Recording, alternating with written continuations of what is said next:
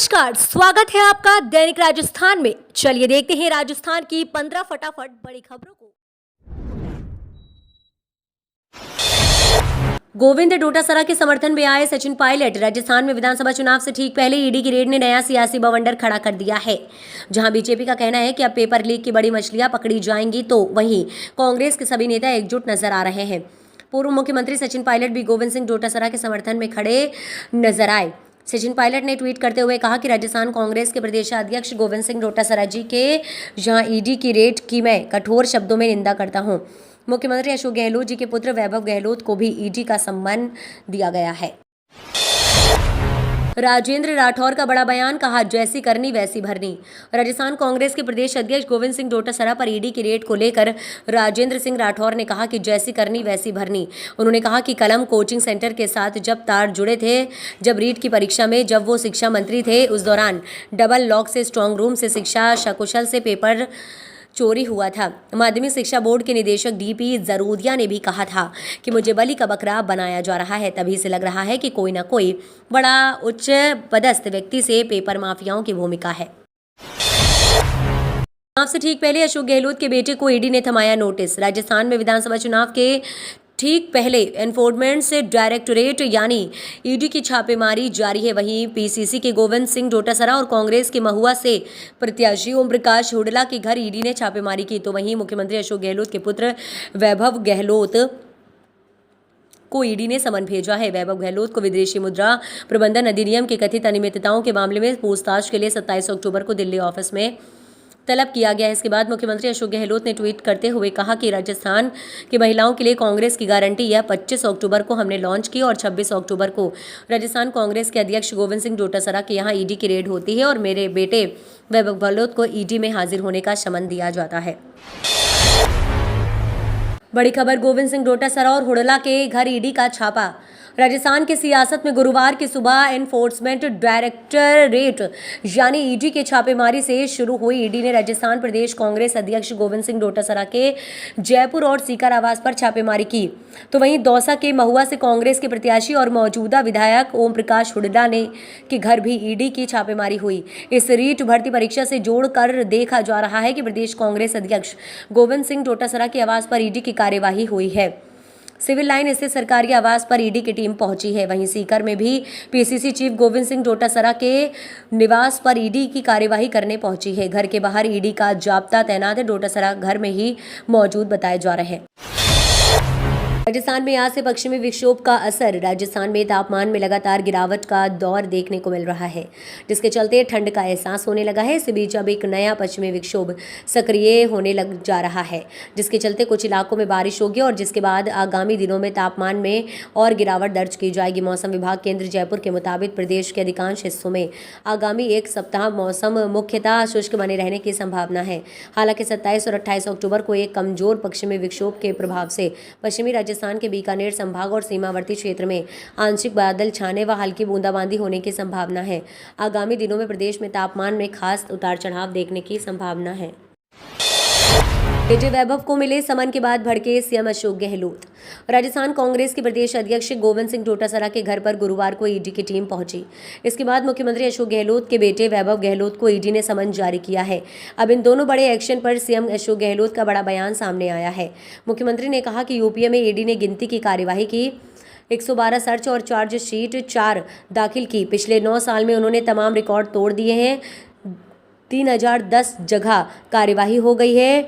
9 साल में सिर्फ 106 केस में चार्जशीट पेश की गई है। उन्होंने कहा कि बीजेपी के नेता पाक साफ हैं। दूसरी पार्टियों के नेता बीजेपी में जाते ही उनके गुनाह माफ हो जाते हैं। रेलवे में ग्रुप सी एंड डी के पदों पर नौकरी पाने का मौका। 10वीं 12वीं पास करे आवेदन। भारतीय रेलवे में सरकारी नौकरी पाने की चाहत रखने वालों के लिए अच्छी खबर है। इसके लिए रेलवे भर्ती सेल पश्चिम रेलवे मध्य ने रोजगार समाचार अक्टूबर 2023 में ग्रुप सी और डी के पदों के लिए ऑनलाइन आवेदन मांगे गए हैं। वर्ष 2023-24 के लिए पश्चिमी मध्य रेलवे में स्काउट्स और गाइड कोटा के तहत भर्ती की जा रही है। इच्छुक और योग्य उम्मीदवार 6 नवंबर 2023 तक या उससे पहले इन पदों के लिए ऑनलाइन आवेदन कर सकते हैं। बगावत के बीच टिकट बदलने से साफ इनकार। राजस्थान प्रभारी अरुण सिंह ने साफ कर दिया है कि किसी सीट से कोई बदलाव नहीं होगा। पार्टी ने बहुत सोच समझ कर निर्णय लिया है। अरुण सिंह ने दो टूक कहा कि किसी भी सीट पर प्रत्याशी के नाम पर पुनर्विचार नहीं होगा। उन्होंने कहा कि केंद्रीय चुनाव समिति ने तमाम तरह के पहलुओं पर विचार मंथन के बाद प्रत्याशियों के नाम पर मुहर लगाई है। यही वजह है कि अब किसी भी नाम में बदलाव नहीं होगा। प्रभारी अरुण सिंह ने कहा कि भाजपा के सभी कार्यकर्ताओं को विश्वास रखना चाहिए कि पार्टी की केंद्रीय चुनाव समिति ने जिसको भी टिकट दिया है वही अधिकृत प्रत्याशी है। उन्हें प्रधानमंत्री मोदी की उस बात को भी मानना चाहिए जिसमें उन्होंने हर एक कार्यकर्ता से कमल के फूल को ही ध्यान में रखकर एकजुट होकर चुनाव जीतने का आह्वान किया है। बवाल के बीच दो टूक एक भी सीट पर नहीं होगा बदलाव। राजस्थान चुनाव के लिए अब तक जारी भाजपा प्रत्याशियों की सूची में कोई बदलाव नहीं होगा। जिन नामों पर केंद्रीय चुनाव समिति की मोहर लग गई अब वही पार्टी के अधिकृत प्रत्याशी होंगे और पार्टी के कार्यकर्ताओं को उन्हें जिताने के लिए काम करना होगा। ये बात कल प्रदेश भाजपा प्रभारी अरुण सिंह ने जयपुर में मीडिया से बातचीत में कही। प्रत्याशियों की अब तक की 2 सूचियां जारी कर चुकी हैं। भाजपा में कुछ सीटों पर मचे जबरदस्त बवाल के बाद प्रदेश प्रभारी अरुण सिंह ने 2 टूक कहा कि किसी भी सीट पर प्रत्याशी के नाम पर पुनर्विचार नहीं होगा। ईडी की कार्यवाही से कांग्रेस के नेताओं को दर्द क्यों? राजस्थान में कांग्रेस के प्रदेशाध्यक्ष गोविंद सिंह डोटासरा और मुख्यमंत्री के पुत्र वैभव गहलोत पर ईडी की कार्यवाही के बाद मुख्यमंत्री अशोक गहलोत द्वारा राजनीतिक भेदभाव के चलते कार्यवाही करने के आरोप पर केंद्रीय जल शक्ति मंत्री गजेंद्र सिंह शेखावत ने पलटवार किया है। उन्होंने कहा कि ईडी ने विगत 9 साल में जितनी कार्यवाही की उसमें से मात्र 3% राजनीतिक लोगों पर कार्यवाही हुई है, इसलिए ईडी पर आरोप लगाना उसकी शाख को गिराने का षड्यंत्र है। उन्होंने ये भी कहा कि ईडी की गुरुवार को भी की गई कार्यवाही पेपर लीक प्रकरण में राजनीतिक भ्रष्टाचार को रोकने के प्रयासों का परिणाम है। 8 से करें राजस्थान के मदरसों में 6,843 शिक्षा अनुदेशकों और कंप्यूटर अनुदेशकों की भर्ती के लिए आवेदन। राजस्थान के मदरसों में शिक्षकों की भर्ती प्रक्रिया शुरू होने का इंतजार कर रहे उम्मीदवारों के लिए काम की खबर है। राजस्थान के मान्यता प्राप्त मदरसों में शिक्षा अनुदेशकों और कंप्यूटर अनुदेशकों के कुल 6,843 पदों पर भर्ती के लिए आवेदन प्रक्रिया राजस्थान मदरसा बोर्ड द्वारा कल यानी शुक्रवार आज 27 अक्टूबर से शुरू हो जाएगी। आवेदन ऑनलाइन मोड में 25 नवंबर 2023 की रात 11:59 तक किए जा सकेंगे। ईडी की कार्यवाही का राजनीतिकरण करने की कोशिश कर रही है कांग्रेस।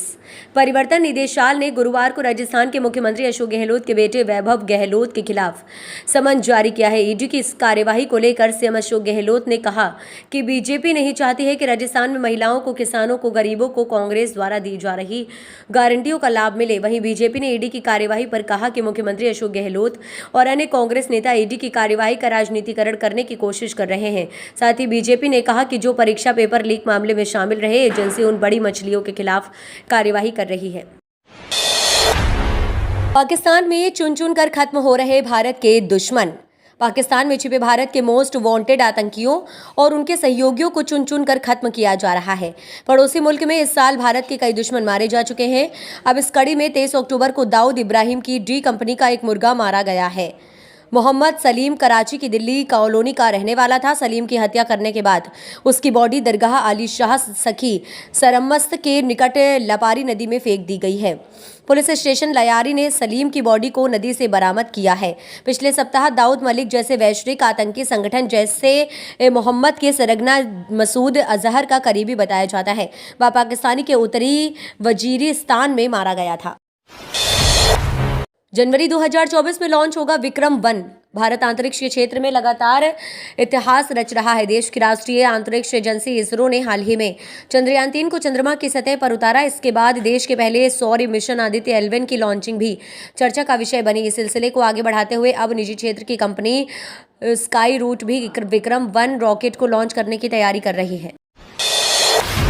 बॉर्डर पर हाई अलर्ट। जम्मू कश्मीर के अरनिया सेक्टर के सभी पोस्ट पर दोनों ओर से फायरिंग। जम्मू कश्मीर के अरनिया सेक्टर की सभी 6 बॉर्डर आउटपोस्ट पर दोनों तरफ से गोलीबारी हो रही है। आतंकी घुसपैठ की आशंका के चलते सीमा सुरक्षा बल पाकिस्तानी रेंजर्स को करारा जवाब दे रही है। सीमा सुरक्षा बल की तरफ से हाई मास्ट लाइट चढ़ाई जा रही है। पूरे बॉर्डर पर हाई अलर्ट कर दिया गया है।